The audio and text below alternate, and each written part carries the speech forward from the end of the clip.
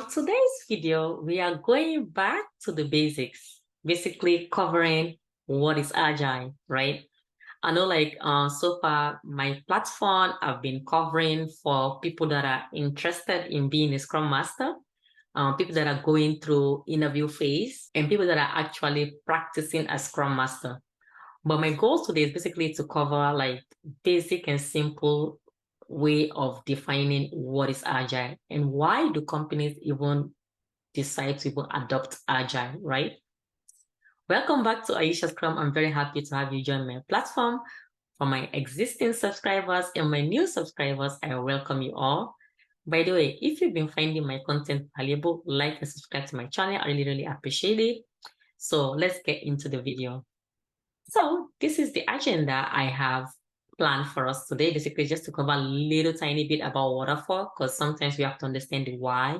And for the most part, that's always where everything starts, like where companies are basically doing waterfall and some of this project and it's not working out and they want to do something different or look for some kind of iterative development and iterative way of delivering product. And then they basically will do agile.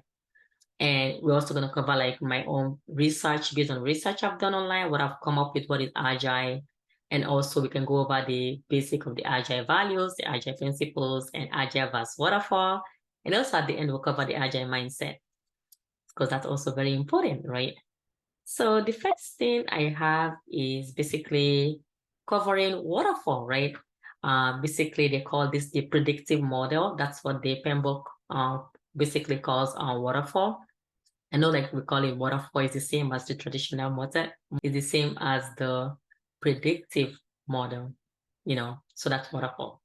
And in my case, through research and a lot of different articles I've read out there, I've seen like basically it's a model still used, one of the oldest model used in project management, in planning and delivering projects if they use waterfall. Still being used till date, and it's not going anywhere because not all projects that will be agile. Some projects will be waterfall and should be waterfall, There's not something about waterfall is better than agile. Agile is better than waterfall. That's not what it's all about. Just waterfall is also one of the ways we can do software development in project management, where that it's used so each for divine software development into the predefined phases, So all these phases must be predefined. All of these phases of initiation, planning, all those things must be in place before the kickstart of the project itself.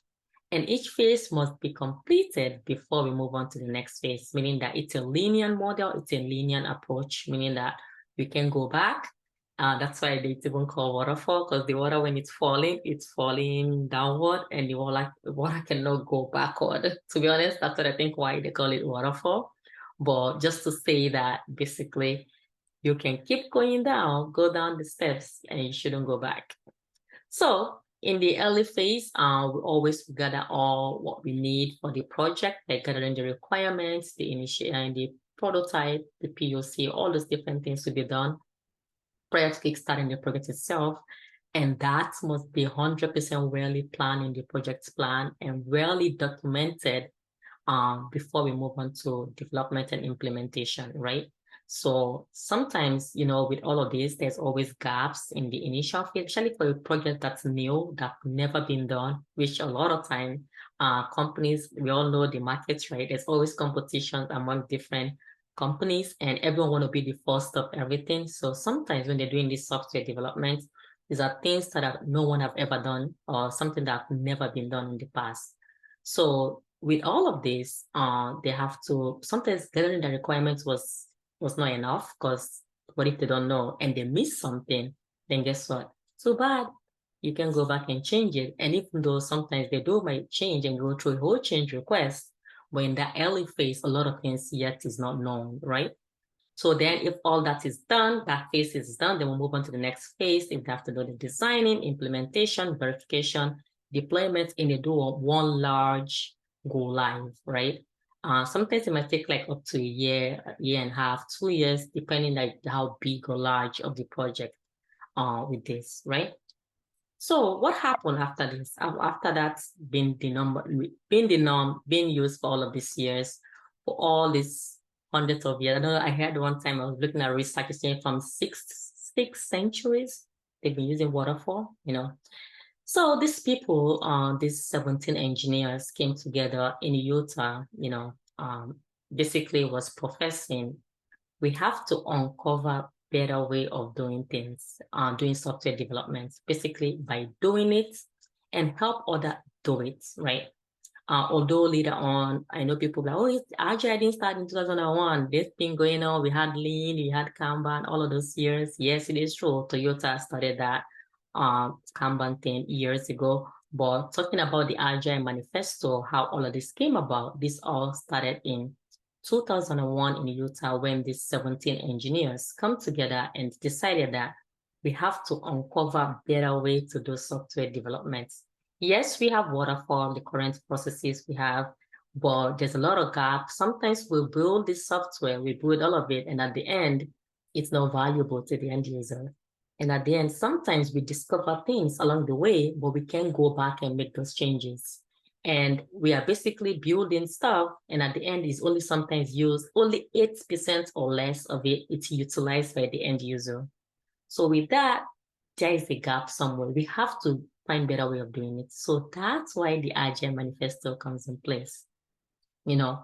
And then I'm sure you all hopefully already familiar with the Agile manifesto, where we have the 4 values and the 12 principles, and I plan to even go in depth with that as we continue to move forward.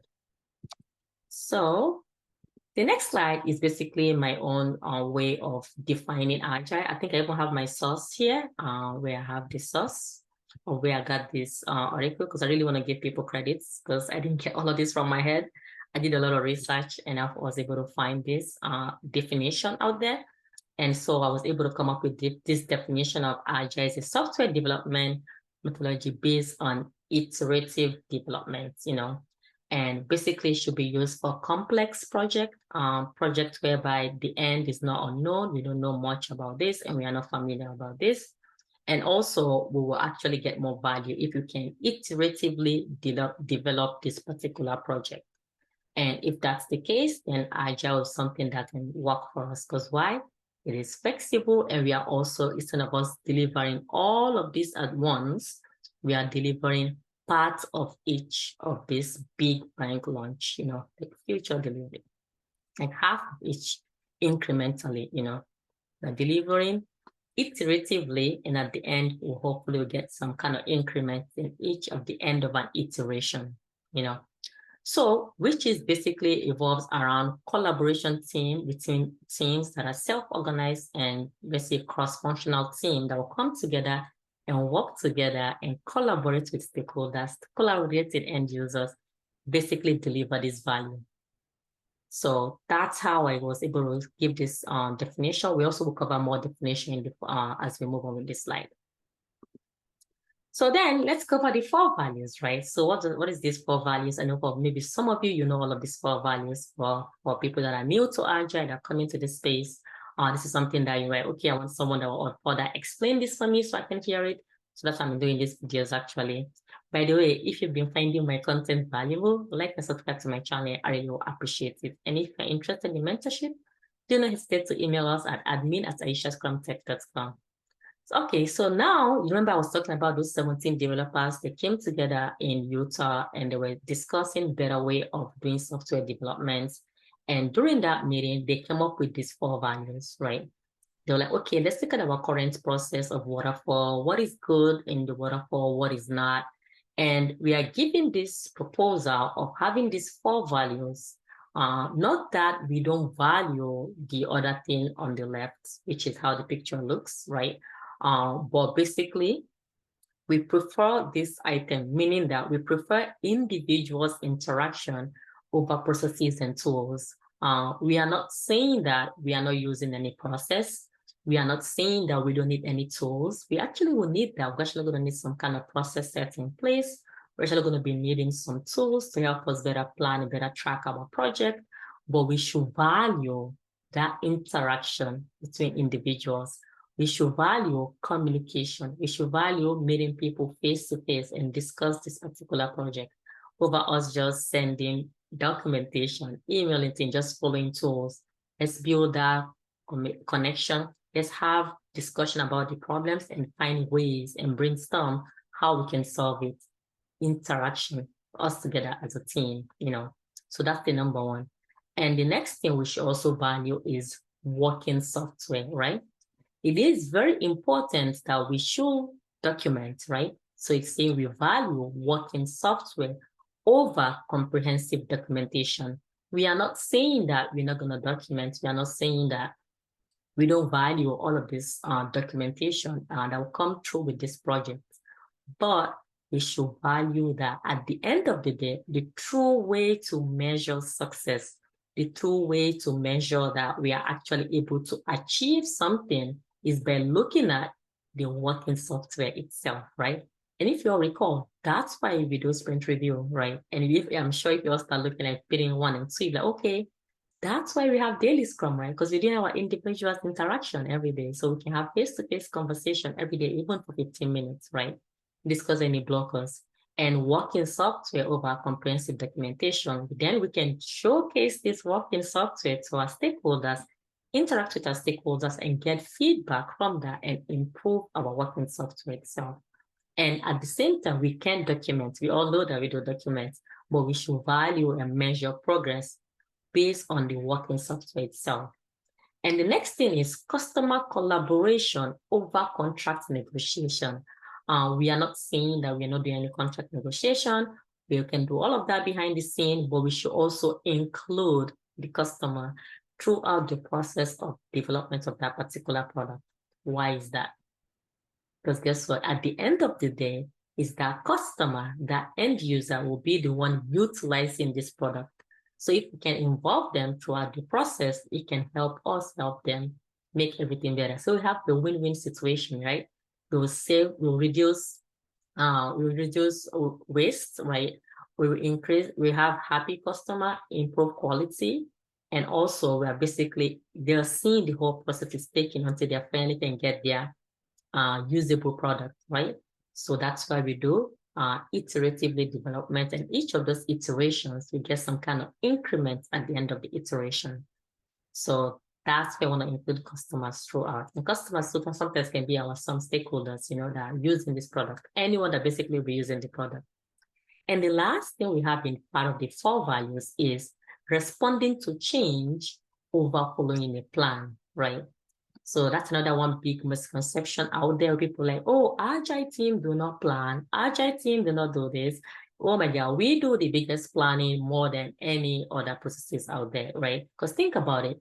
If you have a 2-week sprint, literally every two weeks, you're looking at your overall backlog. We respond to change over following a plan. We do plan iteratively. We do plan and do all of that. But at the end of the day, we should have a mindset whereby we are flexible and we are open to adapt to some changes that will be valuable to the product itself. Shouldn't be so strict and set in our ways, in our planning, and then we'll be like, oh, we've already planned this, then we can't make any change. Oh, we did that in PI planning. So now that we plan in PI planning, we don't have to plan as much. That's not true.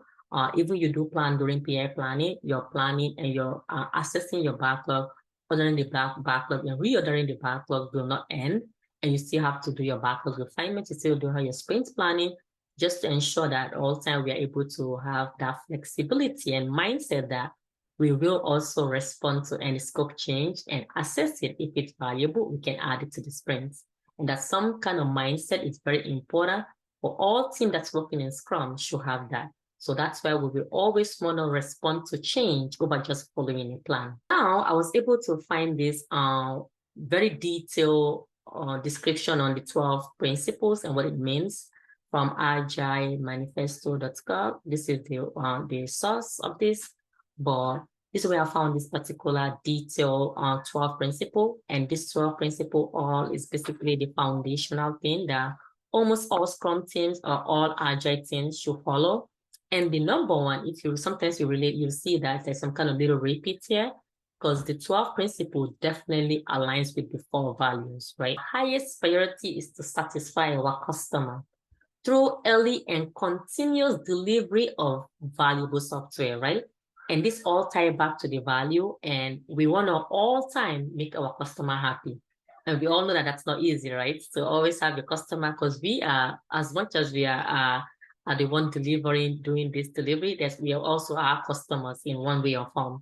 And sometimes it's not easy to make customer happy, but the Agile Manifesto values this and encourage that we should always try to prioritize our customers' happiness by delivering continuous. So that's something that's important to state here. It's not that you're doing just one release once a year, that yes, you're doing agile, but basically it's to continuously deliver this valuable software, for our end user. And as an agile team, we should definitely try to be that, going back to our root, right? So that's the number 1 principle. And number 2 is talking about welcoming changing requirements, right? Which is what we were not able to do that during waterfall, right? During the waterfall days, we were unable to basically make any changes after the plan, right? But Agile is saying that we should welcome changing requirements even late in development phase, right? So that's why we do iterative planning, right? We do iterative developments. That's why we do Agile, whereby we have that mindset of knowing that the requirements can change at any given point in the phase of the project, and that's something that's very, very important.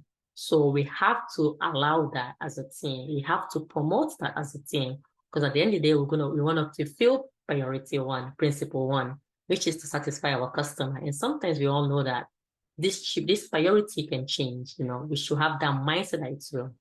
The next thing is to deliver working software frequently, right?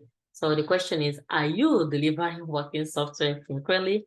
If not, how can you help encourage that in your company? How can you help encourage that with your team? Well, at all times, we should always encourage and push for coaching the team to have the mindset of not just delivering once in every 6 months, but basically deliver as often as you can. That's very important. That's also part of the principle, and business people and developers must work together daily throughout the project. It's not like how back in the days we have stakeholders only communicating with our business, with our BA, and talking with the project managers. And basically the technical side do not even have that relationship with them. The project plan will just come to them and hand them over and do the work.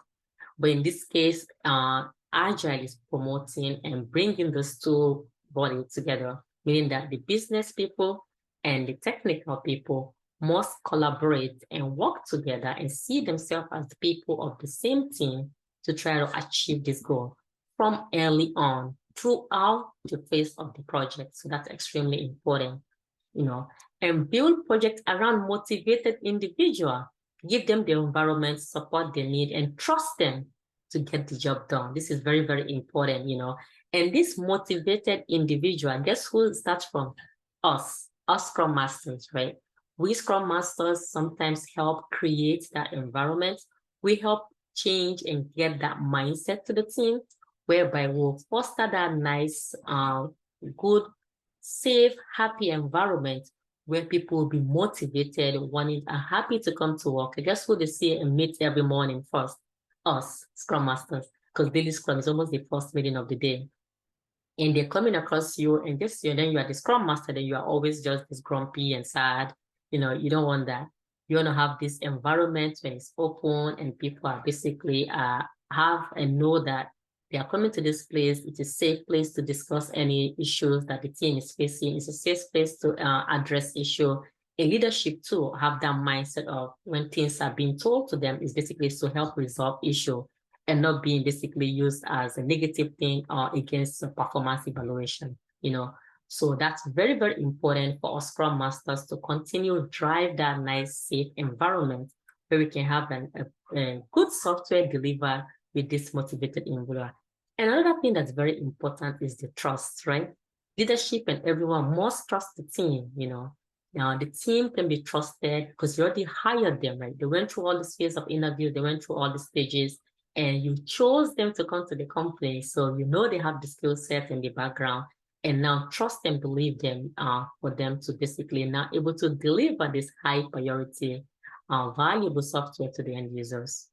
And the next thing we have is the most efficient method of conveying information is through face-to-face conversation, this is very important. I'm very heavy on that, I'm not so very good with sending emails back and forth.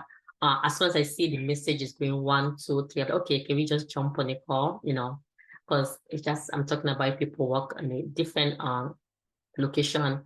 But sometimes people work in the same office with the person. Oh, can I just come by your office and let's discuss this, Face-to-face conversation is very important, to be honest, because that's the best way to deliver a message, especially nowadays that we are also distributed all over the world, right? And you work with teams, and sometimes imagine if you work with teams you've never seen their face. How would you build trust?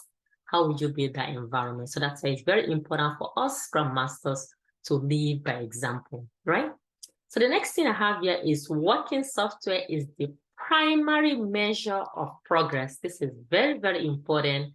This is very crucial, right? We are not going by, oh, we've completed the development, half of development, but we have to keep it till next month. So we have to wait for all the other development tasks to be done, then the testers ready. Then at the end of that sprint, guess what? You still didn't have any working software because no one can actually utilize it.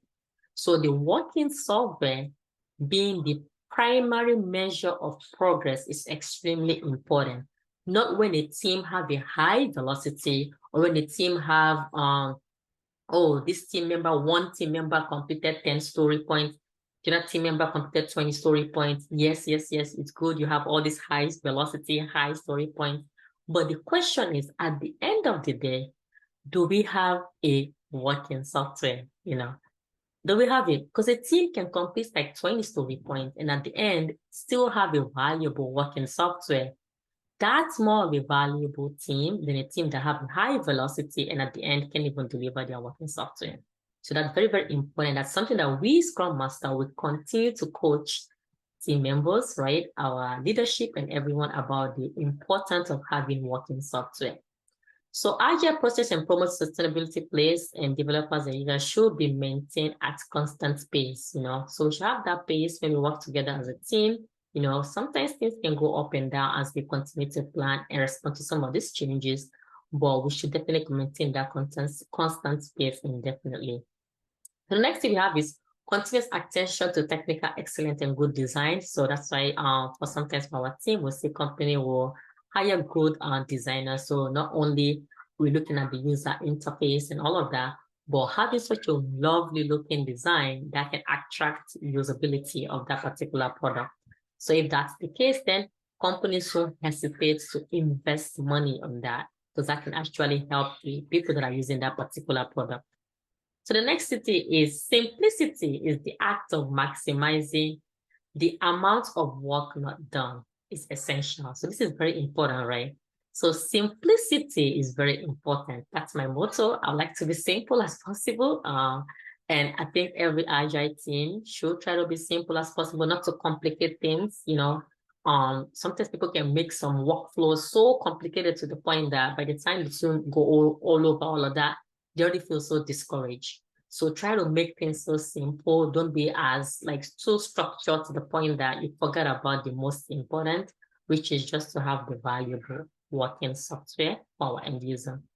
So the best architectural and requirements is best architect and requirements and design emerge from a self-organized team. So basically, the Agile manifesto is saying that leadership and everyone should trust the team, give them all the resources, give them all what they need, tell them what you ask, and basically trust that they will do the job. Trust that they will do the job according to the way how you want it, and let them to have autonomy to make some decisions to deliver this valuable working software. You can be there and ask them to do stuff, and 24 hours, you don't trust them, and you are telling them what to do up and down. You are estimating work for them. You are basically assigning tasks for people up and down, so that would discourage them. So that's why it's important to just trust the team and get them to be know and feel like they also have a say in the particular workload that they deliver in the software. So that's why we want that collaboration between the business people and IT. Because if both can collaborate and work together, we can get harmony, and at the end, we can deliver this valuable software. So this is very, very important, you know. And at the end, regular interval, team reflect on how to become more effective and adjust accordingly. So that's why we do retrospective, right? That continuous improvement. We want to continue that, we want to foster that at all times, and we want to ensure that we are promoting that. So that's why it's very, very important for us to have retrospective, you know, very, very important. Even Kanban team, because one time recently someone was asking me, do Kanban team retrospect? Yes, Kanban team should retrospect, because you want to improve your workflow. You want to promote that continuous pace of doing better and discussing all of these issues that your team might face. And that retrospective area, we all know is that one safe area where we can just look back and see how we can be better moving forward. And what you said in retro will not be held against you, right? And that's just seen as improvement item. So all these basic 12 principles basically describe in detail how you can be agile, right? This is the foundational mindset thing we always talk about. When we talk about agile mindset is basically by you living by these 4 values and you behaving and acting this way in these 12 principles. And if you can act and behave and do this, then guess what? You are agile, right? You are agile. So that's very, very important for me to say that. So I just has found this nice diagram that summarizes the whole 12 principle right here. I found this in toolsqa.com to give them credits. I found this there. It basically it covered the customer satisfaction to early delivery of software, welcoming change, emulating development, frequent delivery, which is very important, work together as a team, that's very important between the technical and business people, trust and support the team, that's coming from leadership, everyone should trust the team, and the Scrum Masters and everyone, so the PO should also trust the team. Face-to-face conversation is very important, and working software, the primary measure of progress, that's very, very important. Sustainable development, continuous attention, and being simple, right? And self-organized team, and at the end, we want to reflect and adjust. This is just summarizing the whole 12 principle. And if you can act and behave this way, guess what? Then you are agile, right? And Scrum Masters, we also not only want to teach this, we don't just want to preach about this, but we also want to live and act and be the example of being agile, living by and abiding by these 4 values and 12 principles. Very, very important. So next thing, I just have a little summary page here that will basically describe the difference between Agile in Waterfall in just a nutshell. You know, I have my sequential steps here. For Waterfall, we have we first have to define the requirements, just go to the design phase, do their coding and testing, and at the end, they'll implement and go live. So all these steps happen in sequential formats, and all one must be completed before we go to the next phase. One must be completed before we go to the next phase. Unlike Agile is a continuous cycle where we are constantly planning, designing, developing, and releasing, tracking, and monitoring, continuously doing that. You know, I also wrote down here with Agile is a continuous cycle, small, high functioning, and collaborative team work in this manner. And we are flexible and basically continuous evolution and customers involvement, which is extremely important. We involve customer throughout the phase of the software development lifecycle. And with the waterfall is a sequential linear stage, upfront planning, which is very important, and in-depth documentation, best for simple, unchanging projects, close project management involvement. So the project manager basically drives everything in the waterfall, and that's very, very important, you know. So this is just in a nutshell, just Agile versus waterfall, you know, very, very important. So the next thing we're going to show what I see Agile, how Ahmad, I think Ahmad did this definition of what is Agile in a nutshell. So I think Ahmad is the one that created this nice definition of what is Agile, saying that always is going to start with Agile is a mindset, which is basically by us abiding and behaving, adapting to these 4 values, right?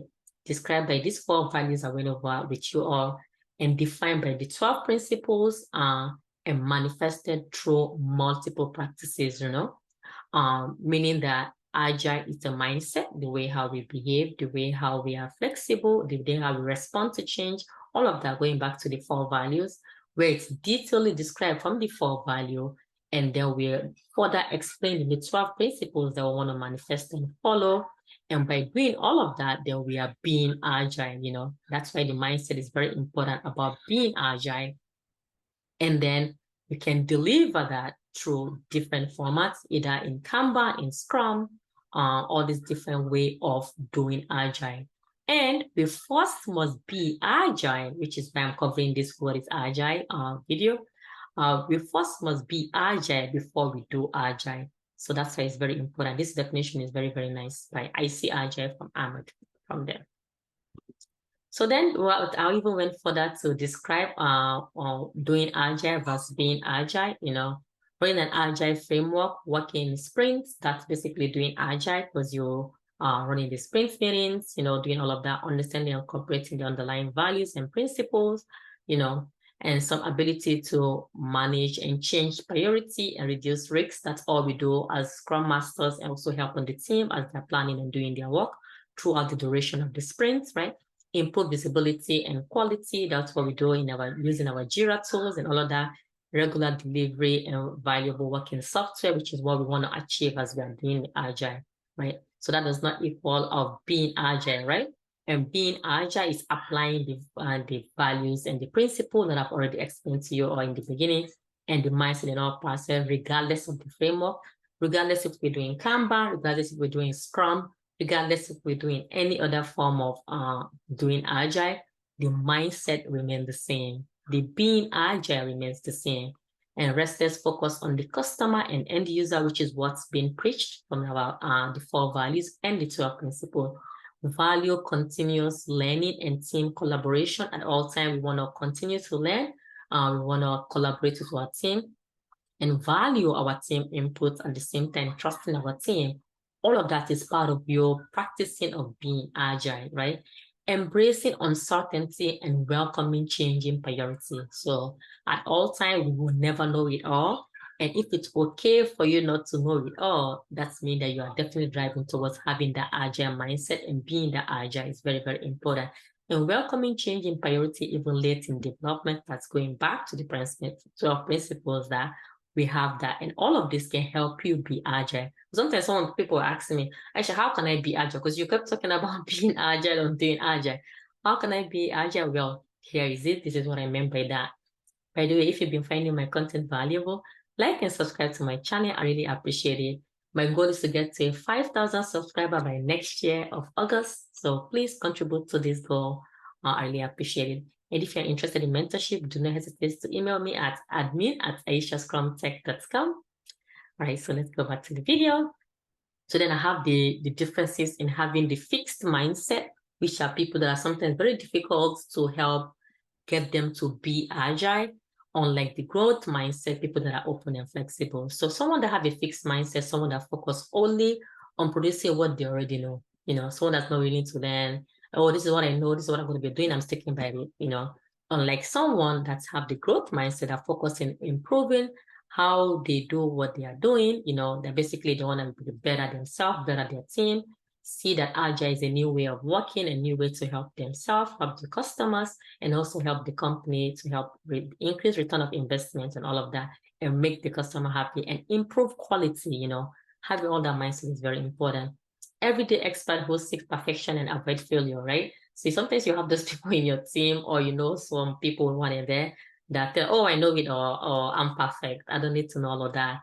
Why do you even have to know this? So that's something that I want to coach and guide these people, that it's good for us to learn this. It's good for us to have in that mindset. Unlike someone that's basically open, that's like an everyday learner who seek growth and development, who want to learn, who want to improve, who want to get better. And I'm someone like you, right? Because some of you are in this YouTube channel, on my channel, basically want to learn, you want to improve, you want to get better. So you do have the growth mindset.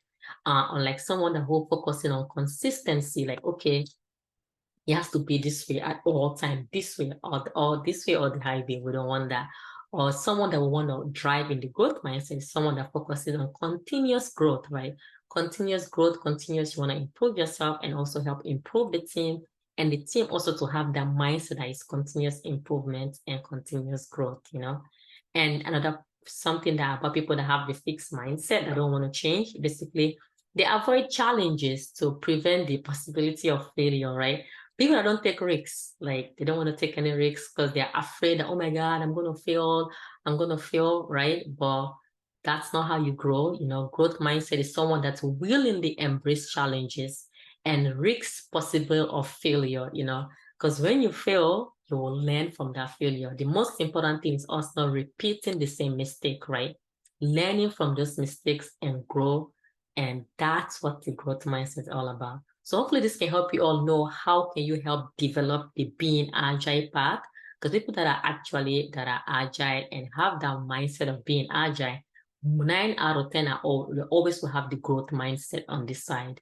The growth mindset is very important in agile. It's very important for a scrum master to have. Very important as we are coaching and guiding the team. We actually have that growth mindset, you know. And then this is from a describe. I found this page in Skilled Agile where they describe the fixed mindset people versus the growth mindset.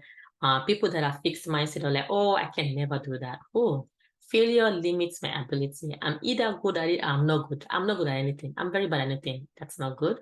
My ability are unchanging. I don't like to be challenged. My potential is predetermined. When I'm frustrated, I give up.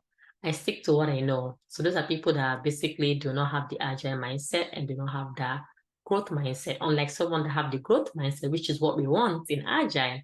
Basically, they like to try something new. I am inspired by success of others. My effort and attitude determine my abilities. Failure is an opportunity to grow. Challenges help me grow. I can learn to do anything I want. Feedback is constructive, which is very, very important. And people in Agile will always want them to have this Agile growth mindset.